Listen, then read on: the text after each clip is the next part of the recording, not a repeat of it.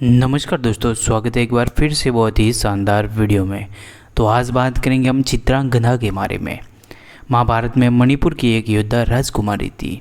वह राजा चित्रवाहन की एकमात्र उत्तराधिकारी है और अर्जुन की तीसरी पत्नी है। उसके साथ उसका बब्रुवाहन नाम का एक बेटा था। चित्रांगदा की कहानी तो भारतीय लेखक रविंद्रनाथ टैगोर ने अपने नाटक और चित्रा के रूप में रूपांतरित किया था। मणिपुर महाभारत के काल के दौरान भारत के एक राज्य था। इस पर चित्रवाहन नाम राजा का शासन था। उनकी एक बेटी थी जिसका नाम चित्रांगदा था, जिसका नाम उन्होंने मधुलिका फूल के नाम पर रखा था। कई पीढ़ियों तक राजवंश में एक से ज़्यादा वारिस नहीं थे, चूँकि चित्रवाहन का कोई और वारिस नहीं था। इसलिए उन्होंने चित्रांगदा को युद्ध और शासन का प्रशिक्षण दिया। चित्रांगदा युद्ध में पारंगत थी और उन्होंने अपनी भूमि लोगों की रक्षा करने के लिए कौशल हासिल किया। महाभारत में यह वर्णित नहीं है कि पांडव राजकुमार अर्जुन की चित्रांगदा से मुलाकात कैसे हुई। यह विवरण रविंद्रनाथ टैगोर के नाटक चित्रा में वर्णित है, जहाँ टैगोर ने चित्रांगदा उनकी एक दासी थी जिसका नाम सुजाता था को पुरुष के कपड़े पहनने हुए योद्धा के रूप में दर्शाया है। उसकी ईमानदारी और साहस के कारण अर्जुन को उससे प्यार हो गया। वनवास के दौरान अर्जुन की यात्राएं उन्हें मणिपुर के प्राचीन राज्य में भी ले गई।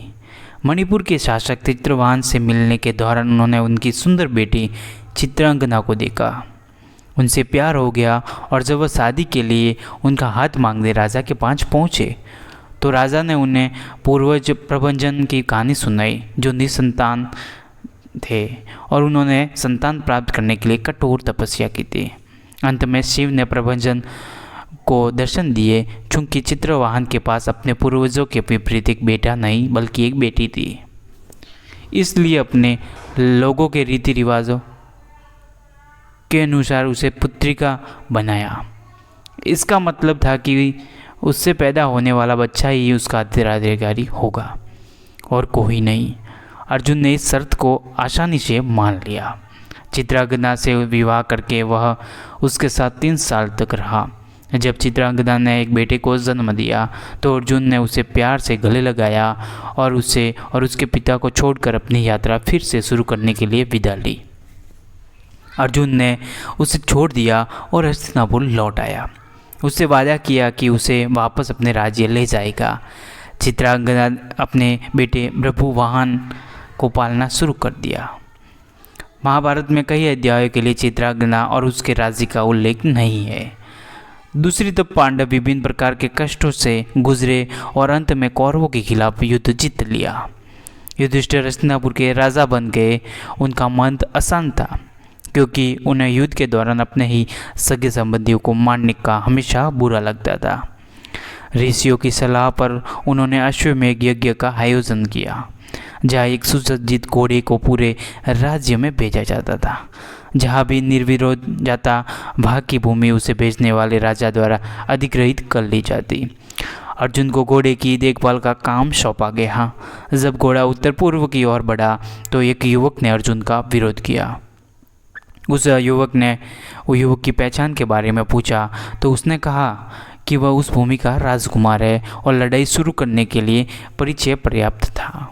एक भयंकर युद्ध शुरू हुआ और अर्जुन उस निपुणता को देखकर हैरान रह गया, जिससे उसके ऊपर बाण बरस रहे थे।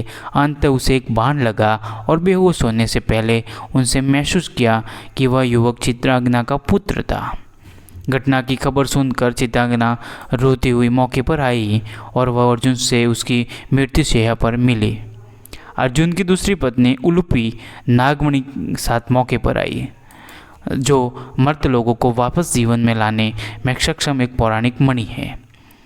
उसने चित्रांगदा और बब्रुवाहन को बताया कि अर्जुन को वसुओं ने श्राप दिया था कि वह नए पुत्र द्वारा मारा जाएगा, क्योंकि वह भीष्म 8वें वसु के पतन के लिए जिम्मेदार था। इस घटना से वह अपने श्राप से मुक्त हो गया। अर्जुन, उलूपी, चित्रांगदा और उसके बेटे बब्रुवाहन को हस्तिनापुर ले गए, जहाँ चित्रांगदा अर्जुन को मौसी गांधारी की दासी बन गई और उस अपना जीवन गांधारी की सेवा में बिताया। कलयुग के शुरू होने पर पांडव द्रौपदी के साथ सेना निर्वत हो गए। अपने एकमात्र उत्तराधिकारी अर्जुन के पोते परीक्षित को राजगद्दी सौंप दी। अपना सारा सामान और संबंध त्याग कर वे एक कुत्ते के साथ हिमालय की तीर्थ यात्रा पर निकल पड़े। चित्रांगदा अपने राज्य मणिपुर वापस चली गई। अगर आपको चित्रांगदा के बारे में ये कहानी अच्छी लगी हो तो वीडियो को लाइक करें और चैनल पर नए हो तो चैनल को सब्सक्राइब जरूर करें।